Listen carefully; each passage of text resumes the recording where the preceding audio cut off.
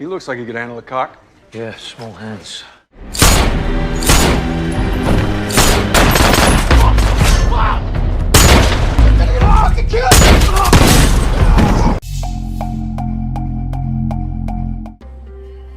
Kali ini saya akan menceritakan film yang berjudul Wrath of Man. Film ini dirilis tahun 2021 dan film ini dibintangi oleh Jason Statham, di mana ada seseorang yang dianggap biasa saja bahkan diremehkan di tempat kerjanya, namun ternyata orang itu adalah... Kita langsung saja ke alur ceritanya.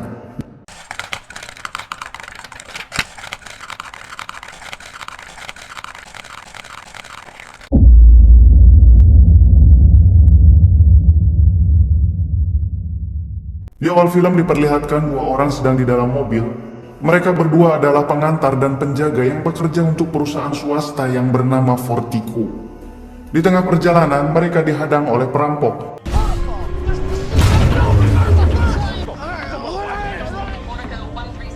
Kemudian dua orang tadi dibunuh, dan semua uang di dalam mobil diambil.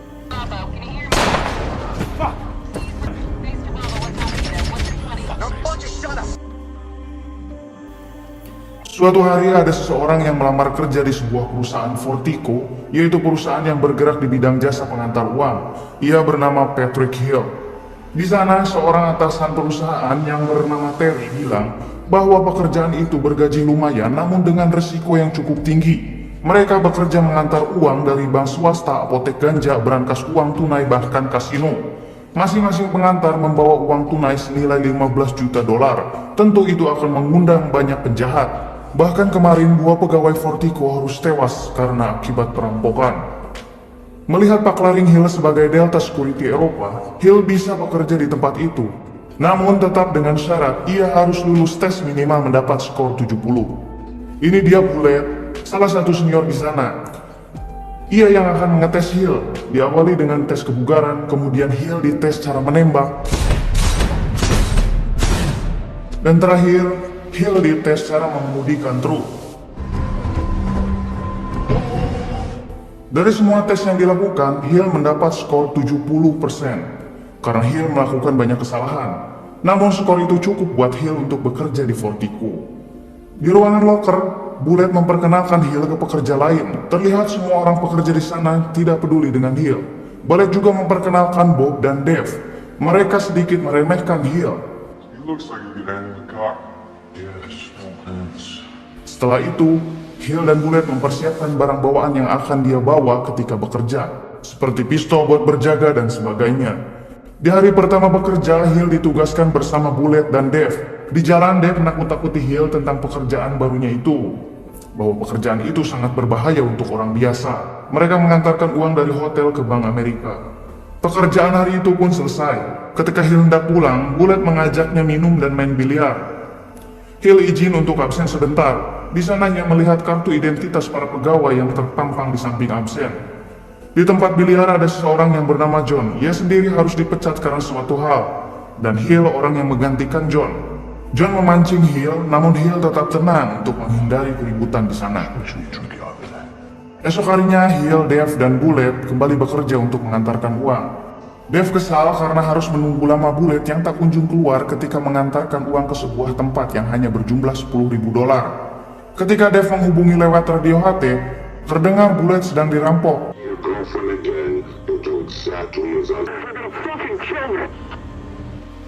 Dave yang takut, ia langsung berniat kabur meninggalkan Bullet dengan alasan di dalam truk masih ada uang sejumlah 2,5 juta dolar.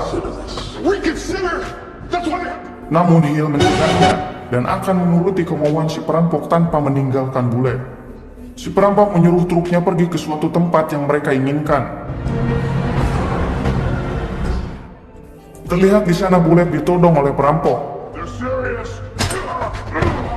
Para perampok menyuruh satu orang untuk memindahkan uang dari truk ke mobil mereka. Ketika Hill sedang memindahkan uang itu, Hill menembaki para perampok itu dengan sangat tepat sehingga mereka tewas. Sorry, pal.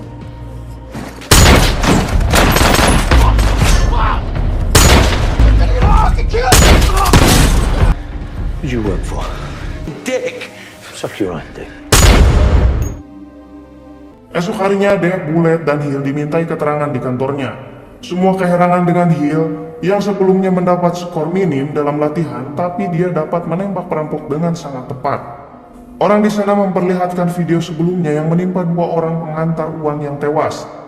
Apa ada hubungannya dengan yang merampok Hill? Hill bilang itu perampokan yang berbeda.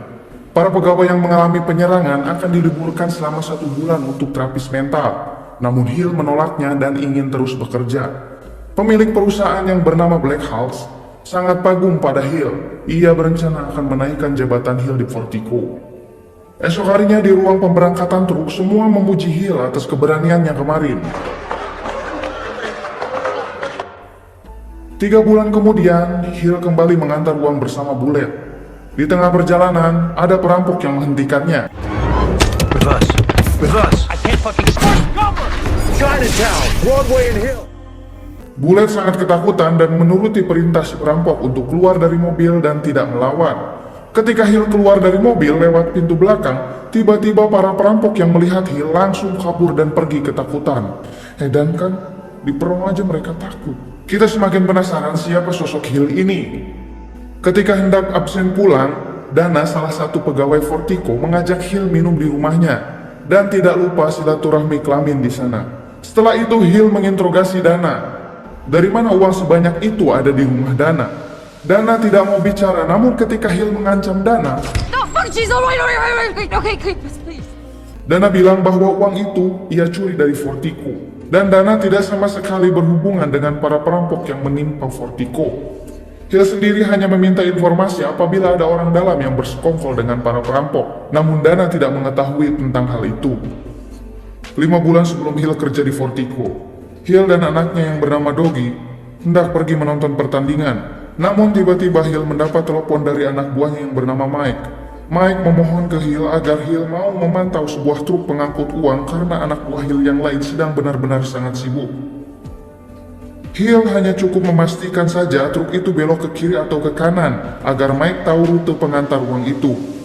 Dari sini kita bisa simpulkan bahwa Hill adalah seorang bos mafia yang salah satu usahanya di bidang perampokan uang. Hill dan anaknya pergi ke tempat itu. Hill berhenti dan berpura-pura beli seblak untuk melihat kemana rute mobil truk pengangkut uang itu. Laptop. Gate. Doggy anaknya yang menunggu Hill di mobil, ia melihat mobil truk pengangkut uang itu dirampok. Doggy dipaksa keluar oleh salah satu perampok. Sementara orang yang bertugas sebagai pengantar harus tewas ditembaki oleh para perampok di sana.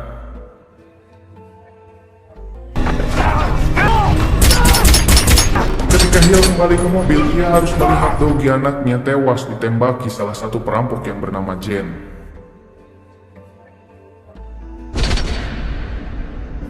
Inilah scene yang kita lihat di awal film. 3 minggu kemudian setelah perampokan itu, Hill terbangun dari komanya. Ia sangat kehilangan anak sematawayangnya yang sangat ia cintai harus tewas di tangan perampok itu.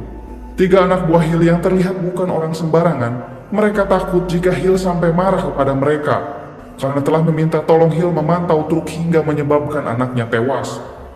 Di sini Hill hanya menyalahkan dirinya sendiri ketimbang anak buahnya, dan ia akan mencari kemanapun para perampok itu pergi. Sebelum Hill terbangun dari komanya, 3 anak buah Hill juga sudah mencari para perampok yang membunuh anak Hill.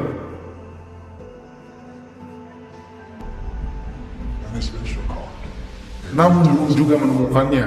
Hill hanya membutuhkan sebuah nama dari orang yang membunuh anaknya, dan ia akan membereskannya sendiri.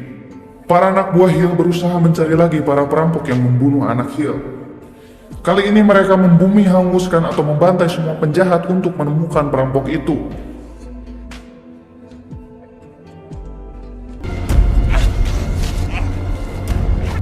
Always be a good boy.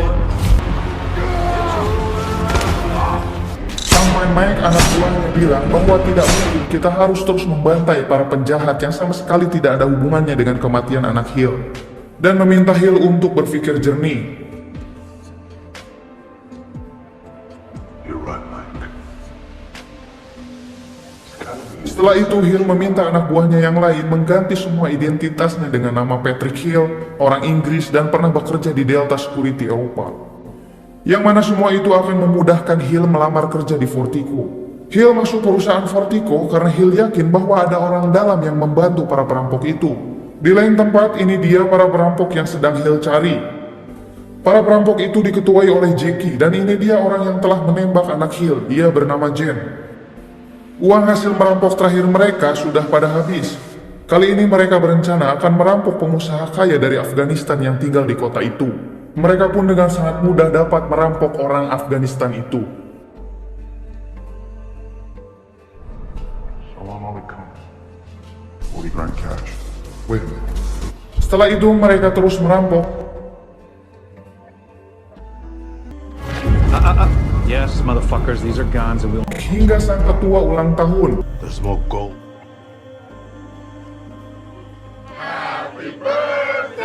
Kali ini mereka merencanakan perampokan besar-besaran untuk terakhir kalinya.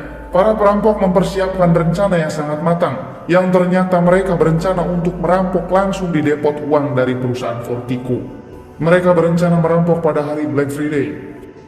Karena pada hari itu, uang di depot Vertigo bisa mencapai 150 juta dolar lebih. Dan informasi itu semua didapat dari orang dalam Vertigo itu sendiri. Sebelum beraksi, Jackie berpamitan kepada keluarganya dan mengatakan bahwa ia akan pulang telat. Di depot Vertigo, Terry bilang bahwa pada hari ini, hari Black Friday, para pekerja akan mengantar uang sebanyak 180 juta dolar lebih yang ada di depot. Dan menyuruh semua pengantar uang lebih waspada. Bullet dan Hill pergi mengambil uang yang akan mereka kumpulkan di depot Vertigo. Di tengah perjalanan pulang, Bullet bilang bahwa ia adalah seorang pengkhianat perusahaan dan bekerja sama dengan para perampok seperti perampok yang menewaskan 2 orang pegawai dan 1 anak. Bullet bilang jika Hill ingin selamat, Hill cukup diam dan ikuti semua perintah perampok. Karena hari ini Bullet dan para perampok itu akan merampok langsung di depot Vertigo. Hill mengiyakannya karena semua penyamaran Hill memang untuk mencari tahu siapa perampok yang sudah menewaskan anaknya. Bullet mematikan kamera pengawas di mobilnya dan menjemput para perampok itu yang sudah bersiap dengan pakaian lengkap. Setelah itu mereka pergi ke depot. Semua uang sudah terkumpul di sana dan para perampok memulai aksinya dengan Hill dan Bullet dijadikan sandera. Mereka pura-pura mengancam Bullet dan meminta pintu keluar masuk dibuka agar para perampok bisa keluar dengan mudah, hingga terjadi tembak-menembak.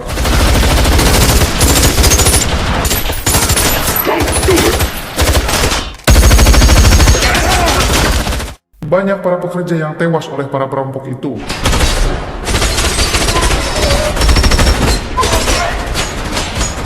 Salah satu pekerja menghubungi tim SWAT, yaitu tim dengan kemampuan di atas polisi biasa milik pemerintah Amerika Serikat. Ketika para perampok itu berpencar untuk mengamankan situasi, Hill berhasil membunuh salah satu perampok itu.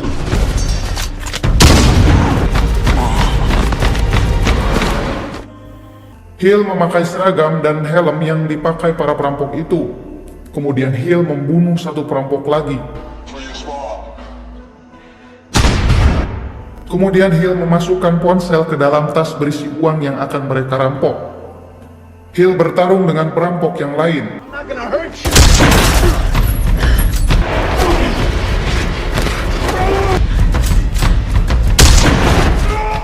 Kaki Hill tertembak, namun ia berhasil membunuh perampok itu.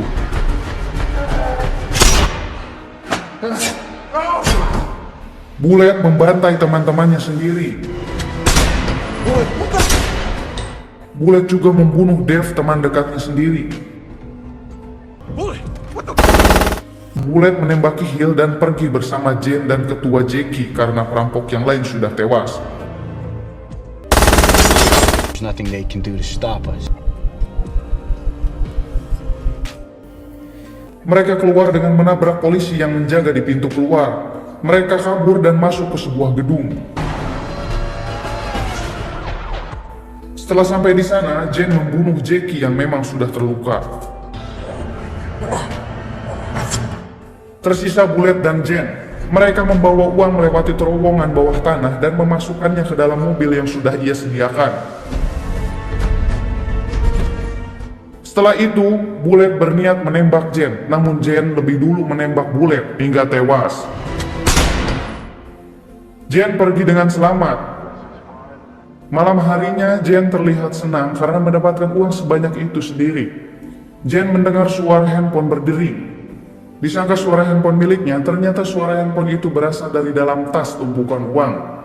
Yang kita tahu itu adalah handphone yang dimasukkan Hill pada saat perampokan itu terjadi. Sehingga dengan mudah Hill menemukan Jen. Hill memberikan dokumen visum kematian anaknya, yang Jen tembak mengenai hati, paru, limpa, dan jantung.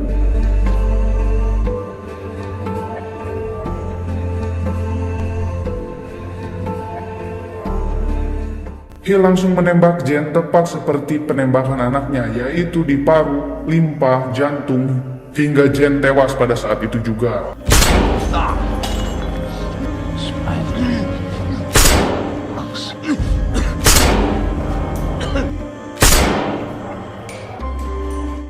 Film pun tamat. Edan loh ini film, keren asli. Kisah yang kita dapat ambil dari film ini yaitu salah satunya, jangan pernah menyakiti orang, karena di balik itu kita tidak tahu apa yang kita akan dapatkan setelah menyakitinya.